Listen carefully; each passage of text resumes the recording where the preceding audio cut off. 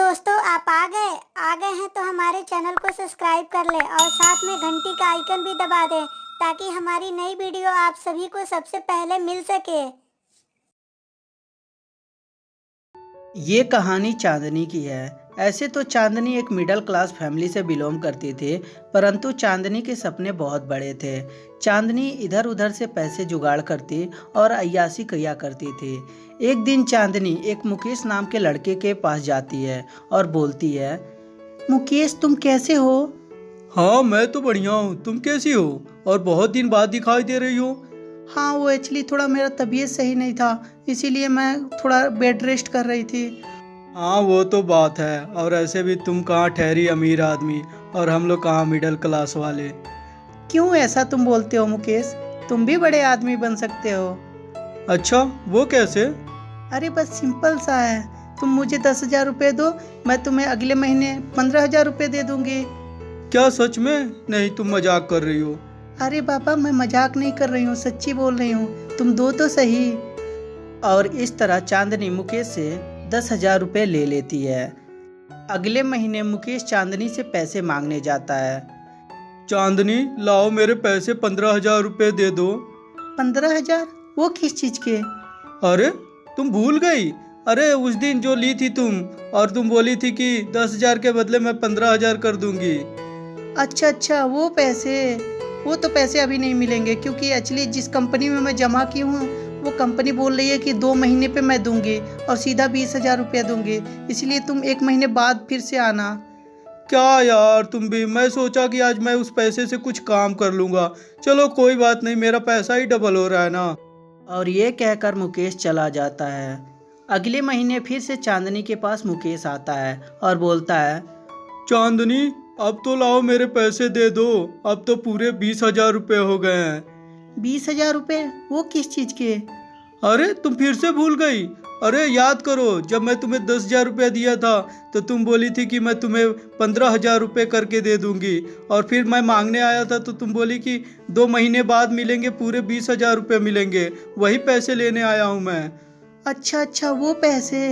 हाँ चांदनी, तुम्हें याद तो आया। थैंक गॉड, मैं तो डर ही गया था। अरे नहीं, वो पैसे तो सुरक्षित है। कब लोगे तुम पैसे वो? हाँ, आज ही दे दो तुम, मुझे काम भी कुछ करने हैं उन पैसों से। लेकिन मुकेश, अभी मेरे पास नहीं है पैसे। पैसे तो खाते में है, वहाँ से मुझे निकाल के लाने होंगे। ठीक है, तुम मेरे से समय ले लो, शाम को मेरे को दे देना। ठीक है मुकेश, जाओ, मैं शाम को दे दूंगी। और ये कहकर मुकेश वहाँ से चला जाता है। शाम को जब मुकेश चांदनी के घर आता है तो देखता है कि घर पे ताला लगा रहता है। अरे यार, ये कहाँ चली गई? बताओ, मुझे पैसे लेने थे। लग रहा है अभी बैंक से आई नहीं है। मैं यहाँ पे थोड़ी देर इंतजार कर लेता हूँ। और ये कहकर मुकेश वहाँ थोड़ी देर इंतजार करने लगता है। इंतजार करते करते काफ़ी समय गुजर जाता है, परंतु चांदनी वहाँ नहीं आती। तभी मुकेश सोचता है, लगता है चांदनी मेरा पैसा लेके भाग गई। उसे देने का मन ही नहीं था। चलो कभी भिटाने दो, फिर उससे फरियाऊंगा मैं। और ये कहकर मुकेश अपने घर चला जाता है। कुछ दिन बाद चांदनी एक पार्क में रहती है। तभी वहाँ पर अचानक मुकेश उसे देख लेता है और उसके पास जाता है। चांदनी, तुमने मुझे पहचाना? अरे भैया, आप कौन हैं? अच्छा, अब मैं पहचान में भी नहीं आ रहा हूँ। अरे याद करो, वही व्यक्ति हूँ मैं जो आज से 3 महीना पहले तुम्हें 10,000 रुपये दिया था, जो तुम बोली थी कि 15,000 रुपये कर दूंगी। और जब मैं मांगने आया तो बोली कि अब 20,000 रुपये दूंगी, और उसके बाद घर छोड़ के भाग आई हो अपना। अच्छा, आप मुकेश हैं? हाँ, कम बहाना करो, तुम्हें चिन्हा ही नहीं रहा आदमी। मेरा पैसा कब दे रही हो? सच सच बताओ। अच्छा, तो तुम्हें पैसे चाहिए, चलो मेरे साथ।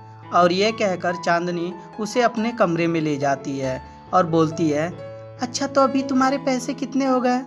हाँ, कुल मिला के 25,000 रुपये हो गए, क्योंकि 1 महीना में 5,000 रुपये बढ़ रहा था, तो 5 5 10 5 3 15,000 रुपये हो गए मेरे टोटल। ठीक है, ले लो। और ये कहकर चांदनी चिल्लाने लगती है, बचाओ, कोई तो मुझे बचाओ, ये आदमी मेरा रेप कर रहा है, कोई तो बचाओ मुझे। अरे चांदनी, ये क्या तुम बोल रही हो? अरे मैं जा रहा हूँ, मुझे तो यहाँ लोग मार डालेंगे। और ये कहकर मुकेश डर के मारे वहाँ से भाग जाता है। और मुकेश पार्क में चुपचाप खड़े होकर सोचने लगता है, अरे यार, ये लड़की तो बहुत चालू निकली। मेरा ही पैसा निकल लेके अब मुझे ही फंसा रही है। हे भगवान, आज लाख लाख बचा मैं। ओह, अब मैं क्या करूं?